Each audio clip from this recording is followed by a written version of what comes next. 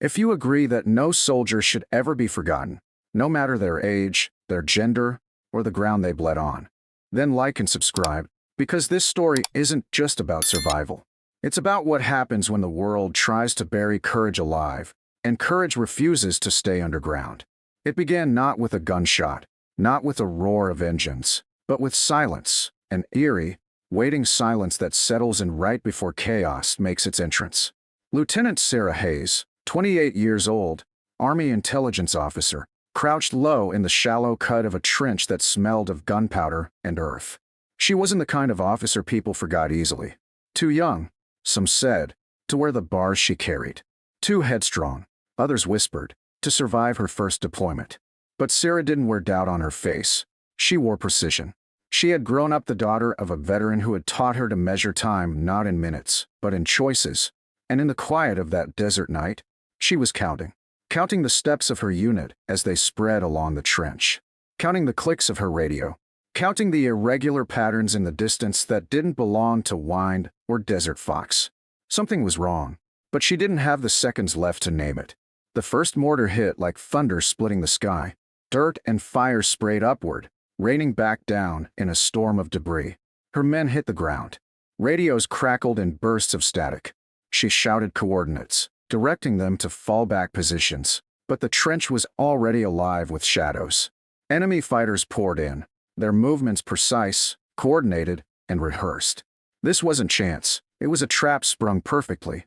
Sarah shouldered her rifle, squeezed off controlled bursts. One went down, then another, but for every body that fell, two more seemed to emerge.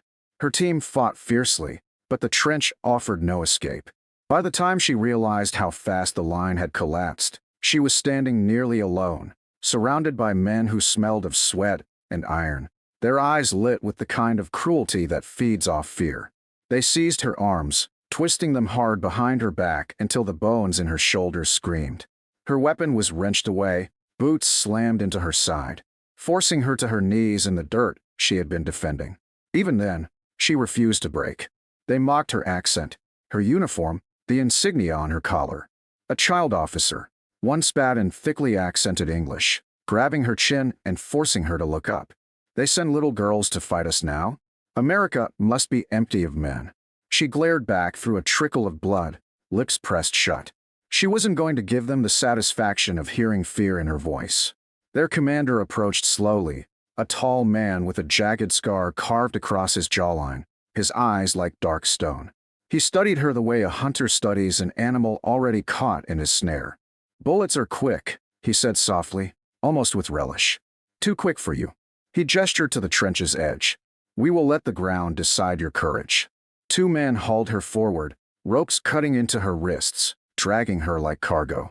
They pushed her down into a hollowed ditch where the earth was loose and damp. Shovels scraped as fighters began heaping soil onto her legs, then her chest. She writhed, but the ropes held. They laughed when she tried to sit up, pressing her back with their boots. Each shovelful weighed more than the last. The dirt pressed against her ribs, stealing her breath grain by grain. She turned her face to the stars, the narrow strip of sky above shrinking with each heartbeat. The weight on her chest made inhaling an act of war itself, her lungs fighting for every inch of air. Still, her mind wasn't silent. She thought of her father, the man who had raised her on stories of integrity and sacrifice, who once told her, "The ground can't hold what was born to rise." She thought of the Army Rangers she'd trained with months ago, the men who had sworn to her face that no one would ever be left behind, who had looked her in the eye when she proved herself in drills most men failed. She thought of the soldiers in her command who had trusted her leadership until the moment the mortars came down. If this was her grave, she wasn't going to surrender to it quietly. The commander leaned over, sneering down into the pit as the last shovelful of dirt settled against her throat. "This is your place now, Lieutenant. Alone, forgotten, buried in enemy soil where no one will remember your name." His men jeered, their voices fading as they walked away, leaving her with the suffocating silence of the earth. She tried to move. The ropes bit deeper.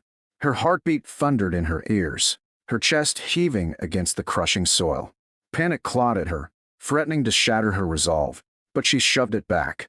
She had seconds, maybe minutes. to make peace with her fate, but she refused.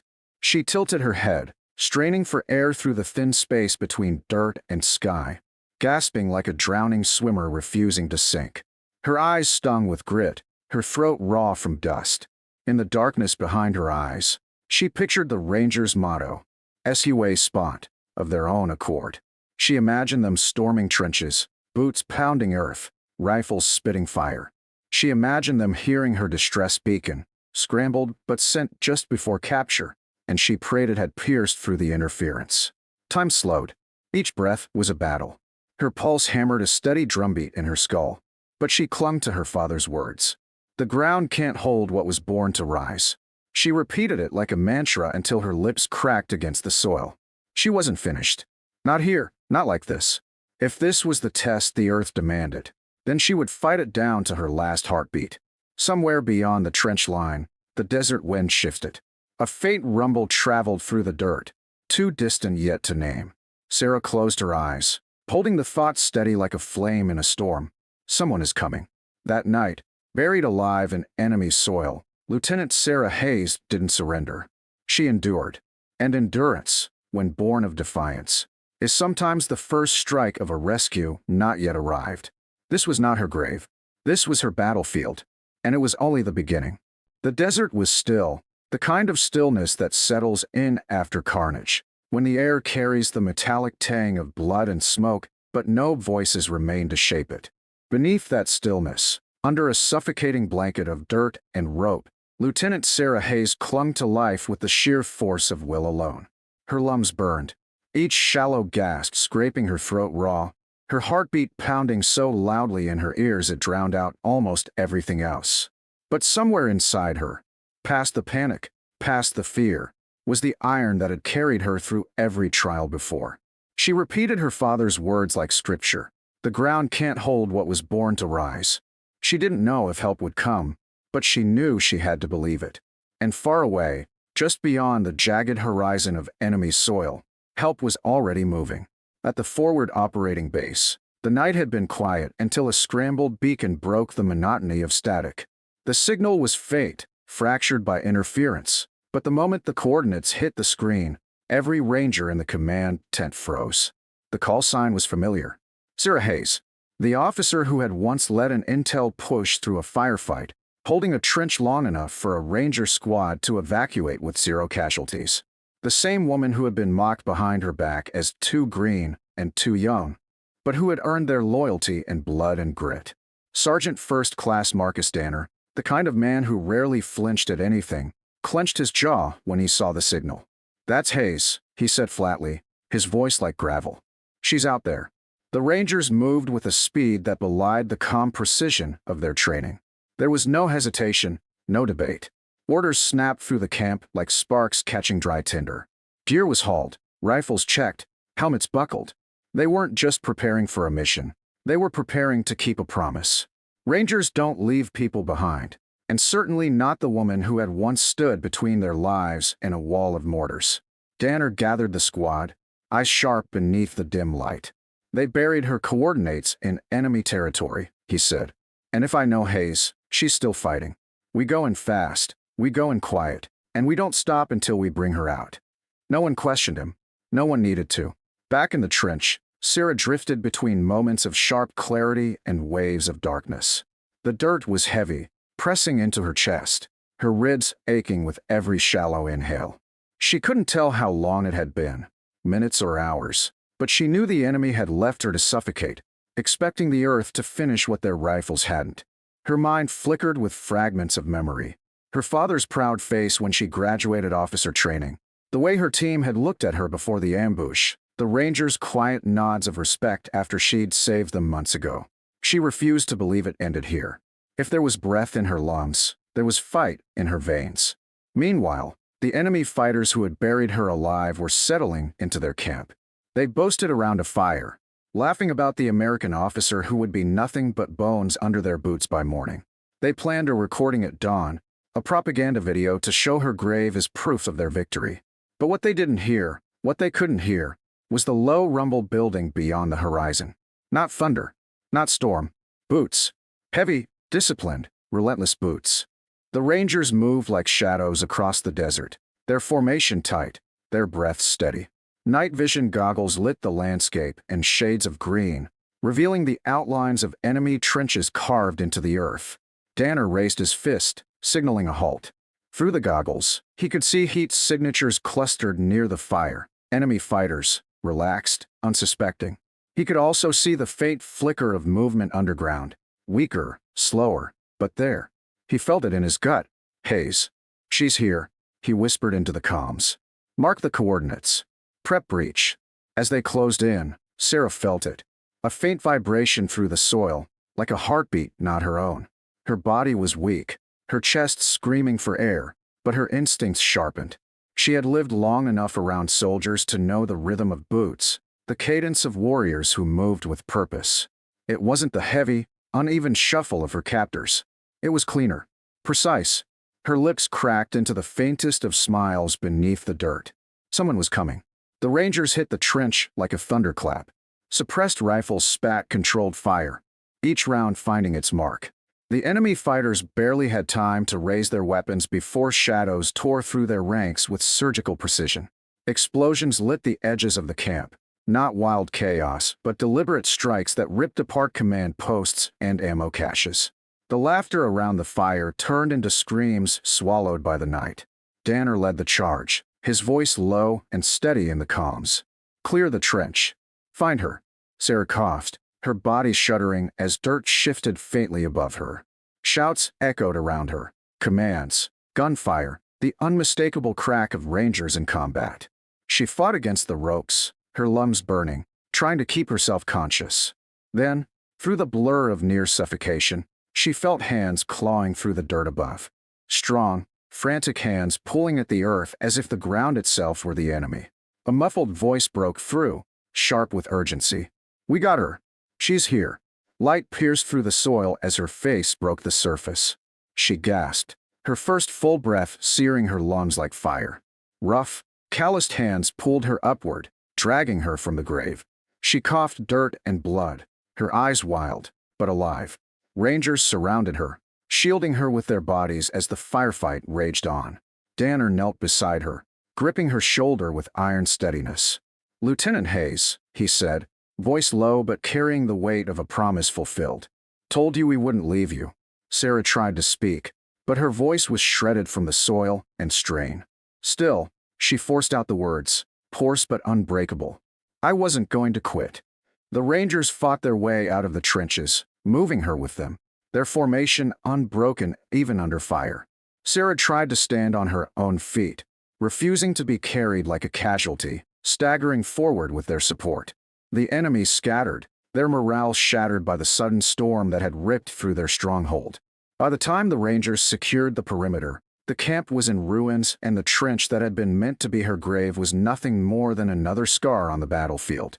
For Sarah Hayes, the night hadn't been about dying. It had been about enduring long enough for loyalty to prove itself true. And as she limped beside the man who had once doubted her, now shielding her with the same ferocity she had once shielded them, one truth became unshakable. The ground may have tried to claim her, but it had failed. She wasn't finished.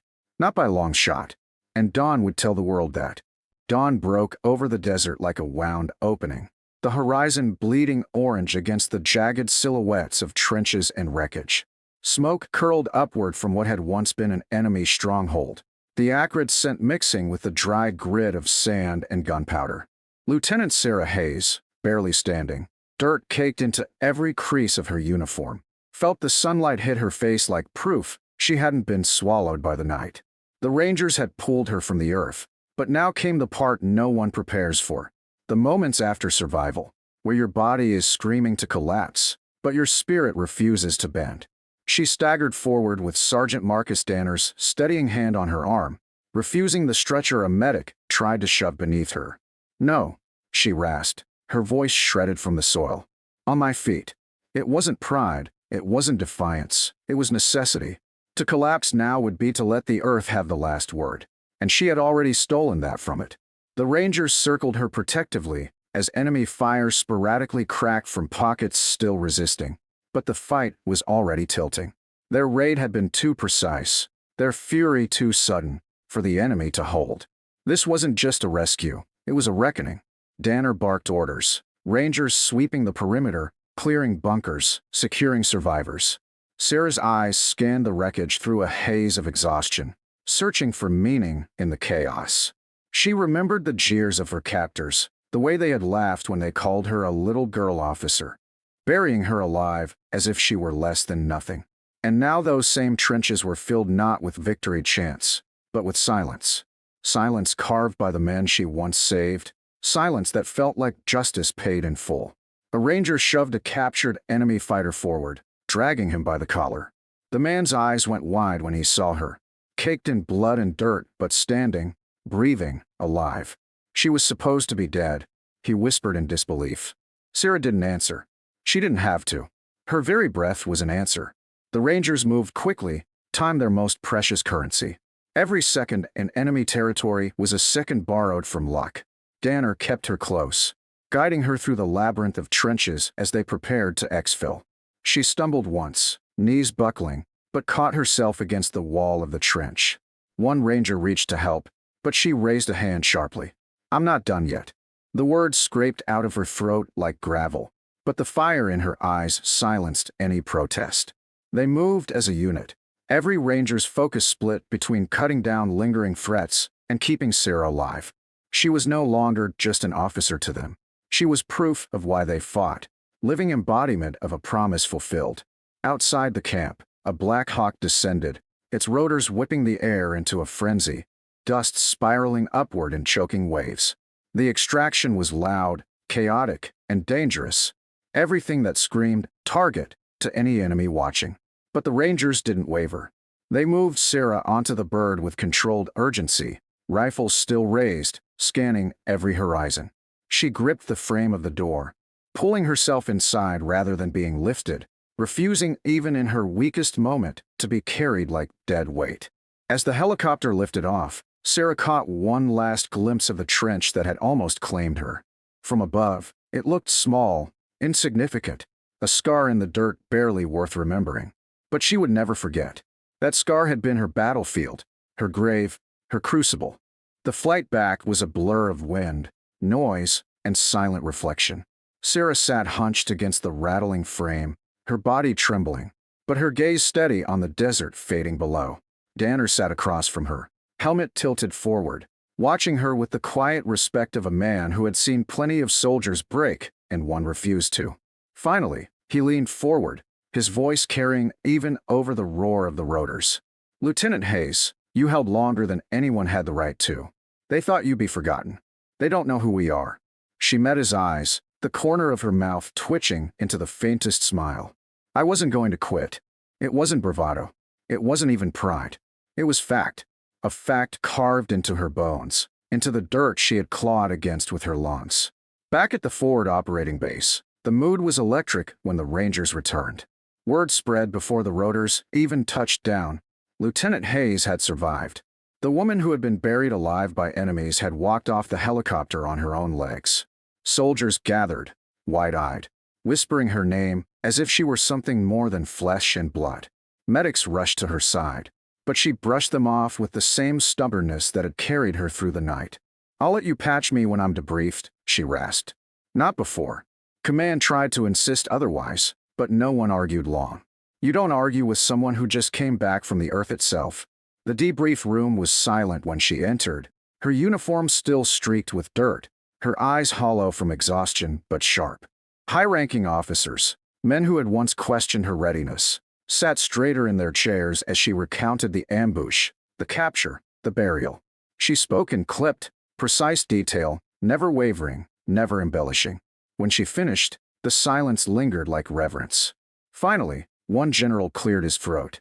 "Lieutenant Hayes," he said carefully, "you understand you've become something bigger than an intel officer tonight." She tilted her head, exhaustion pulling at her features. "I understand I survived. That's all." But she was wrong, and everyone in that room knew it. Outside the tent, the Rangers who had rescued her stood in formation, waiting. Not because protocol demanded it, but because respect did. When she stepped into the sunlight, they snapped to attention, a wall of men who had seen everything war could throw at them. now saluting the young woman who had endured what most wouldn't have survived. For the first time since clawing breath from the soil, Sarah's knees buckled, not from weakness, but from the weight of realization. She wasn't just alive. She was proof. Proof that courage isn't buried by dirt, that loyalty doesn't end at a trench line, that no soldier, no matter how young, no matter how underestimated, is ever forgotten when the right people are watching the horizon. That night, long after the chaos had quieted and the camp lay beneath the hush of desert winds, Sarah sat alone by the edge of the base, her body wrapped in bandages, her hands still shaking faintly. She stared up at the stars, the same stars she had watched through the narrow slit of her grave hours before. Only now they weren't fading. They were endless. She pulled a small notebook from her pocket, one she'd carried since training, and wrote only one line.